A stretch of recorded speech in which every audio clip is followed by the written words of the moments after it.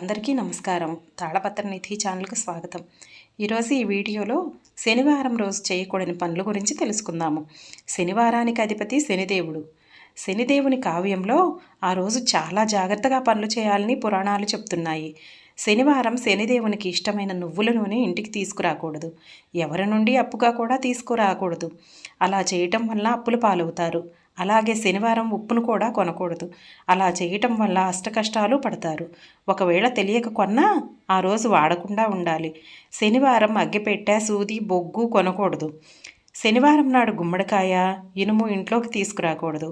శనిదేవునికి ఇష్టమైన నల్లని మినప్పప్పు, తోటకూర, నూనె శనివారం ఇంట్లోకి తీసుకురాకూడదు. శనిదేవుడు న్యాయానికి ప్రత్యేకత కాబట్టి ఆ రోజు ఎవరినీ దూషించకూడదు. శనివారం నాడు చెప్పులు కొనకూడదు. అలాగే ఏ జంతు హింసకి పాల్పడకూడదు.